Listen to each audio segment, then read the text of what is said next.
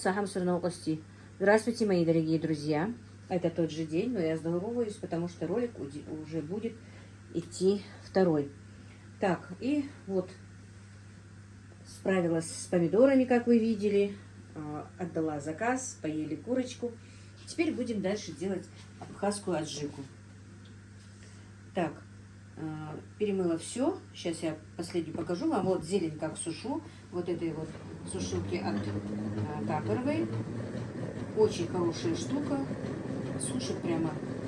Ну, не сказать, что прямо вот вообще капельки нет, но очень хорошо сушит. Так вручную и не высушите.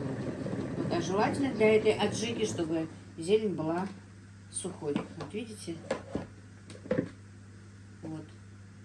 Ой, водички сколько натекло вот от этого вот пучка базилика. Все. Теперь я почти все подготовила. Чеснок взвешу только. И все это нужно пропустить через мясорубку. И заготовки мои продолжаются. Обычно заготовки у меня, друзья, продолжались раньше, прямо до первого снега. Пока вот все не закончится на полях. Были хорошие времена, вот сейчас вспоминаю. И вы знаете, вот вроде бы как-то... Так, ну вот. Досушу до конца зелень. Все-таки лучше, чтобы влаги здесь было поменьше.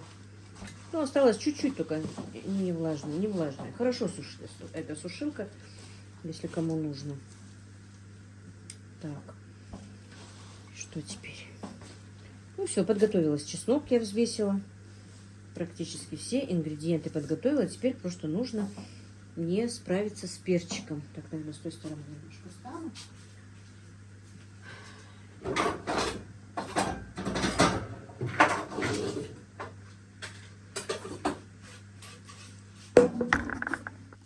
Так, теперь надо подготовить острый перец. Значит, одела перчатки, потому что острый перец это не шутки. Так, видим пока мясорубку. Налила кипятка сюда. Это своего рода у меня, как она называется, стерилизация банок. Так, вот нужно обязательно убрать семена, чтобы не было семян. Вот.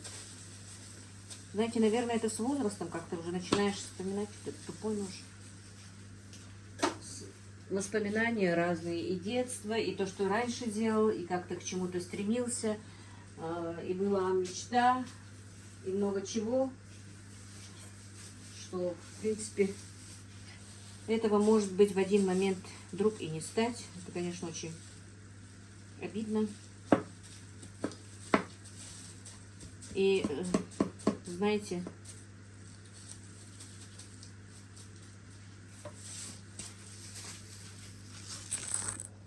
так, ну вот, нужно теперь почистить нам перец осталось. Вот. Я напишу в описании, если кому-то надо, я не знаю, будет ли кто-то сейчас делать или не будет. Хотя как раз обычно это делается вот так вот осенью, в сентябре, в октябре, потому что остальное все уже сделано. Перец надо, эту аджику надо хранить в холодильнике, потому что я туда ничего не добавляю. Не знаю, друзья, я его нашла, этот рецепт еще давно, не могу сказать где, потому что уже лет 10, если не больше, 15, наверное. Это все рецепты, как я говорила вам, у меня проверенные 100 раз, которые вот я перепробовала, много-много рецептов перепробовала. Вот то, что мне нравится, то оставляла и все время готовлю. Что-то как-то новое и не переключаюсь. Поэтому вот как-то так. Не знаю, можно ли сюда, наверное, можно добавить салицилку или уксус добавить, чтобы сохранить. Но я ее делаю немного, потому что она очень острая. Но вот для того, чтобы делать, намазывать на мясо, запекать, на кур, на гусей, на уток, ее можно было бы сделать побольше. Но опять-таки тут орехов много, и это дорого получается. Для этого я просто сделаю, он у нас тут называется цехтоном, горький перец, болгарский перец и чесночок. Вот это я сделаю. Это будет дешевле. И будет такая намазка на на мясо. Особенно, когда маринует, нужно мариновать бараньи ножки или индейку. Вот для него будет она очень хорошо подходить. А эту просто сделаю для себя, для своих нужд. Иногда, так, знаете, бывает очень вкусно с холодным мясом. Немножечко так намазать, чуть-чуть, потому что острое. Вот с вареным холодным мясом, и с жареным. Ну и в горячее блюдо тоже можно немножечко. Вот, особенно кто острый очень любит. И вы знаете, я вот эту вот абхазскую аджику продавала очень дорого, когда продавалась она. Она была у меня в маленьких баночках совсем. И была дорогая, потому что, опять повторюсь, орехи всегда дорогие. Зелень, орехи, все это стоит, конечно, денег. Но тогда зелень у меня была самая такая хорошая в своем огороде. Вот мне соседи не дадут соврать. Зелени у меня было, конечно, много.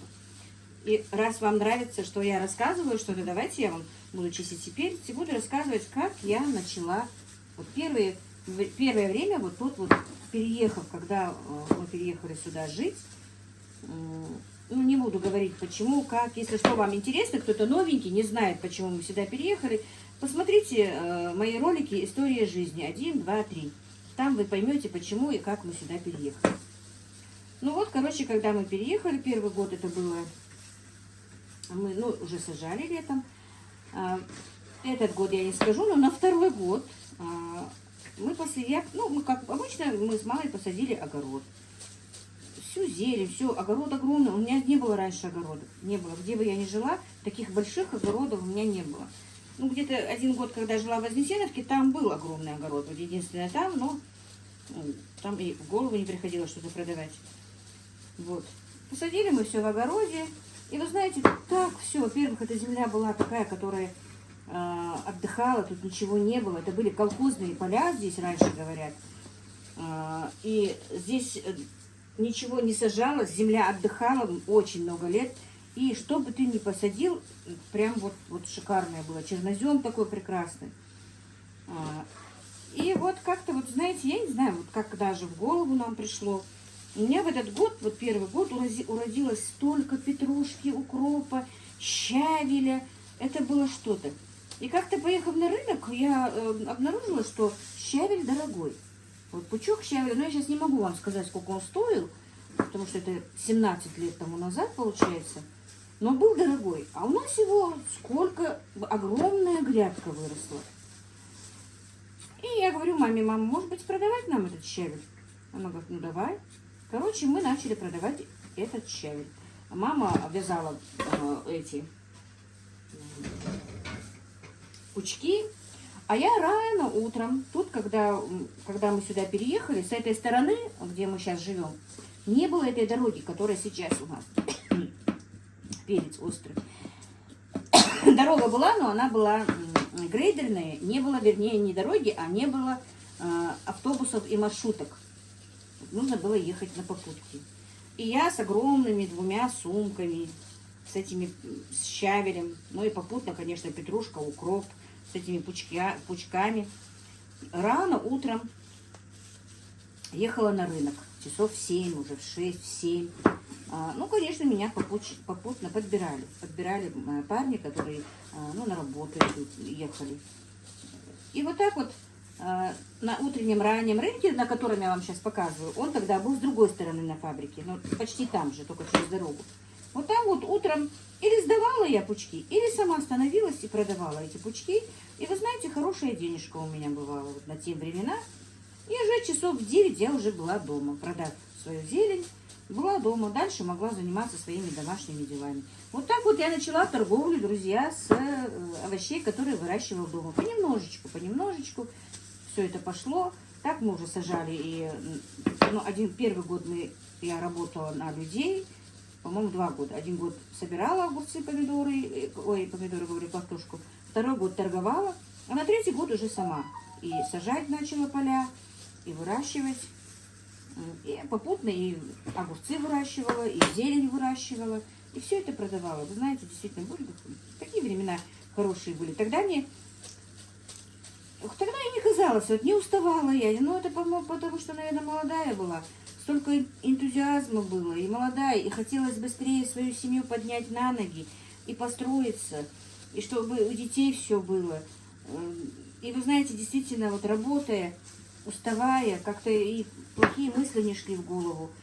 И даже если вот целый день же ты работаешь, и с людьми работаешь, и в огороде работаешь, и все, и ты не успеваешь думать о плохом, ну как о плохом, о том, что вот ты так осталась с детьми или еще что-то.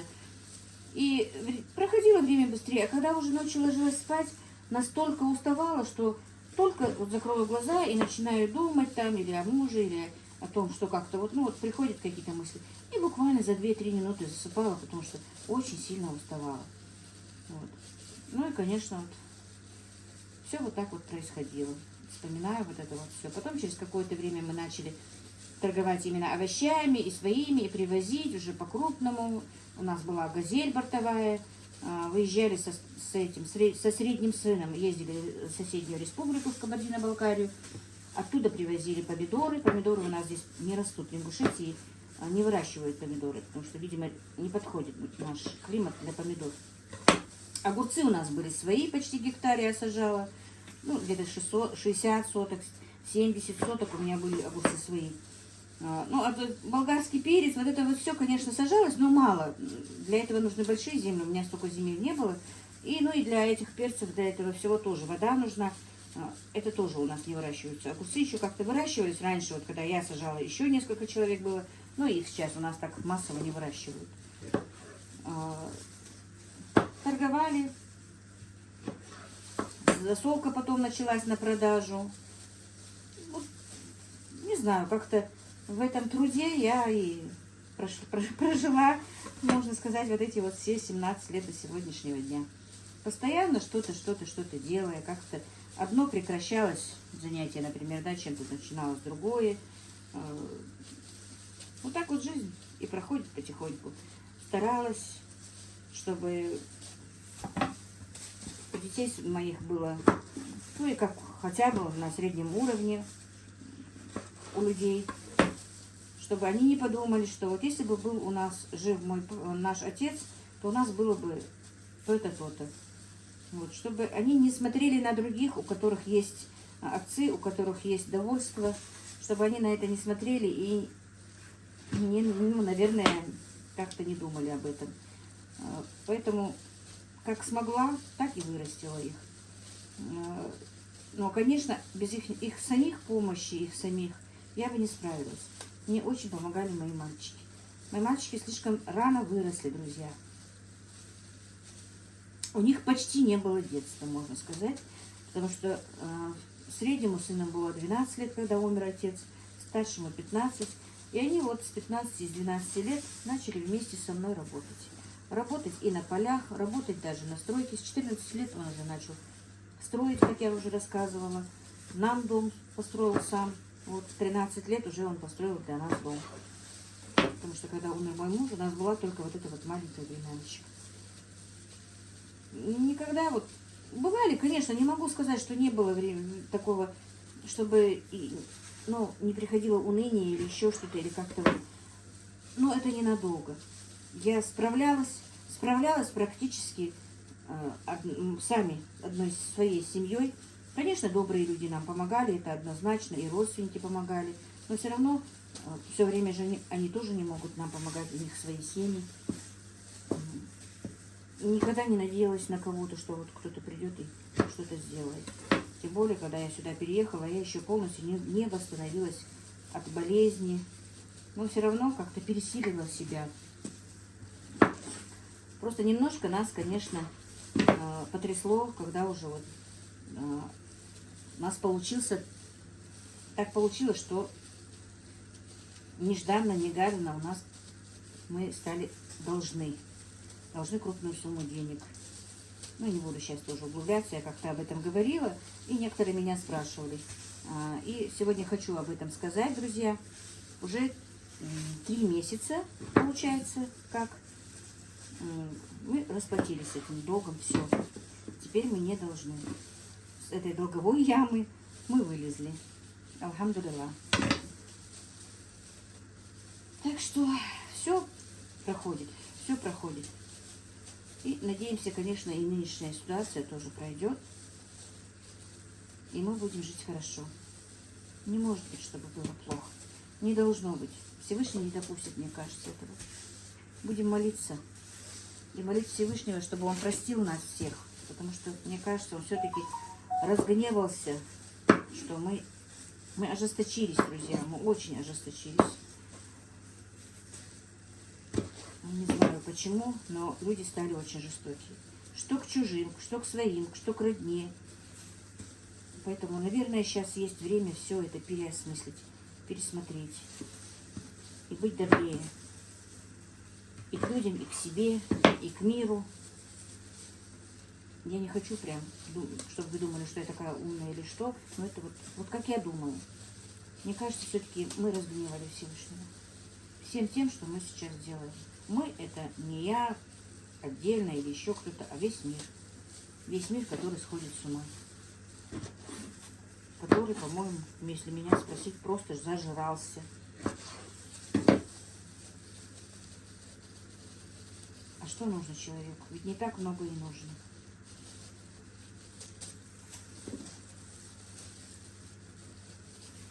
Так что, вот так вот, друзья. Просили поговорить? Хотя бы, чтобы болталка у вас была.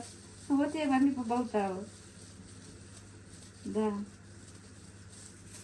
Вы себе и представить не можете, какие трудности я прошла, о которых даже никто не знает. Ни один человек, даже моя родня. Да были и такие моменты. Но я их прожила. Я их прошла достойно. Смогла, преодолела. Вернее, не я, а моя семья. Мы это все сделали, преодолели. И я действительно благодарна своим детям. Иногда бывает, что я думаю, зачем я вот так вот все-таки разрешала им работать, разрешала им помогать.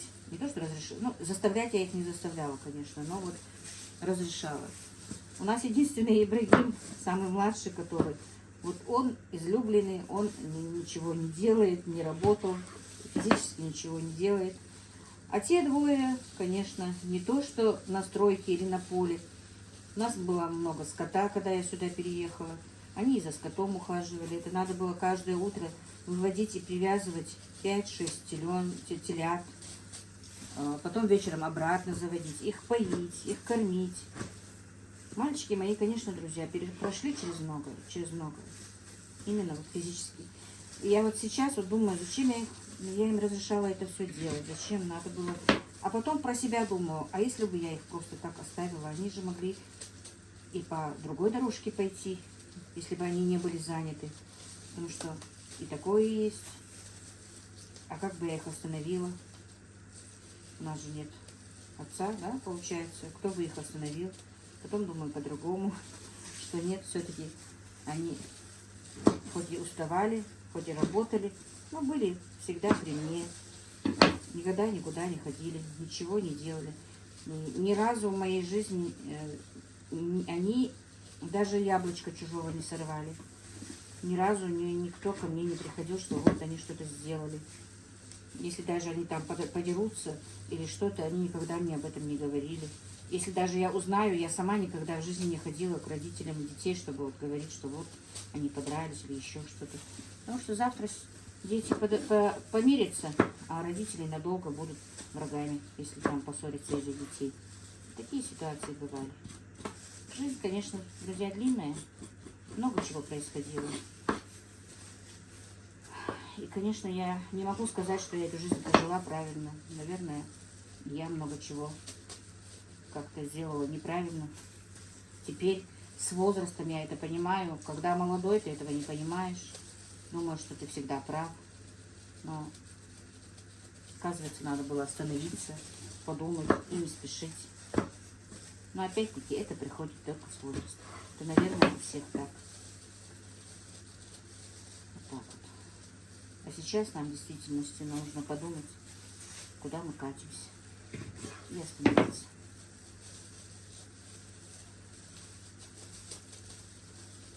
Простите, если что-то не так сказала.